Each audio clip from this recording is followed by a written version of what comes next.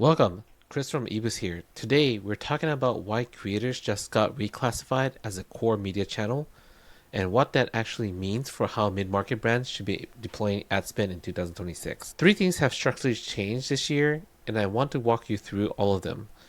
The compensation model has flipped from one-off posts to always-on retainers. The economics have tilted towards smaller, more aligned creators, and mid-market brands don't need bigger creators. They need a real program build around smaller ones. Let's get into it. Let's start with how creators actually get paid in 2026, because this is the biggest structural change. For most of the last decade, the typical creator deal was a flat fee. The brand paid for a post, the post ran, and everyone moved on. The model's unwinding. The deals I'm seeing now look more like talent contracts than ad placements. Multi-quarter retainers, retainer placements, content licensing, performance bonuses, in some cases equity. Creators who can show real ROI are earning 2 to 3 times what they earned on flat fee deals just 2 years ago. Here's why this matters strategically. AI search engines are actively learning from creator content as a signal of authority. Sustained, consistent presence gets indexed. One-off campaigns produce a spike, then silence. Always-on creator partnerships produce a kind of compounding content footprint that AI systems treat as a durable evidence. So if you're a CMO right now, this question to ask is this. How much of my creator spend is producing content that compounds? And how much is just buying a spike? Second shift, the economics have tilted decisively towards smaller, more aligned creators. The mega influencers got the headlines for a long time, but in B2B and consideration heavy categories where buyers actually do research before they buy, micro and mid-tier creators are now outperforming celebrity names on the metrics that matter. Assisted conversions, pipeline impact, brand recall among in-market buyers. The trust that backs this up clearly, 56% of weekly podcast listeners say podcast hosts are the influencer type that matters most to them.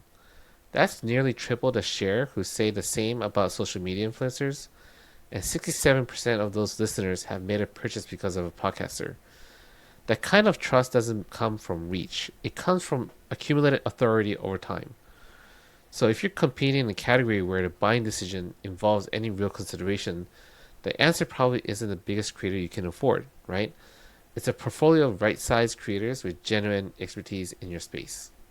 The third shift, and this is the most important one for anyone running a mid-market marketing campaign, when you read that creator content is now a core media channel, the wrong question to ask is who is the biggest creator we can afford? The right question is, what does our creative portfolio look like 12 months from now, and what infrastructure do we need to support it?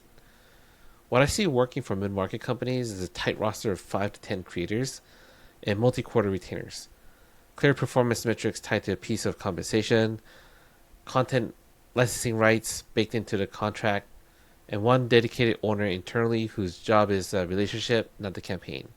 That last piece of what South by Southwest 2026 called creator loyalty infrastructure. Concierge access, priority status, economic upside, dedicated relationship management. It looks more like a key account program than a media plan, and that comparison is the point.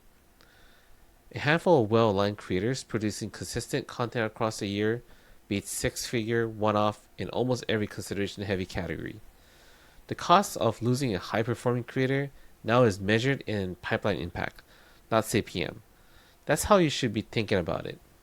To recap, creator content is now core media. The compensation model has flipped from one-offs to always-on retainer with performance pay. The economics favor smaller, more aligned creators, and mid-market brands win by building a real program with a tight roster, not by chasing bigger names. So if you find this content helpful, hit subscribe and drop a comment below. I read all of them. All right? Thank you. See you again.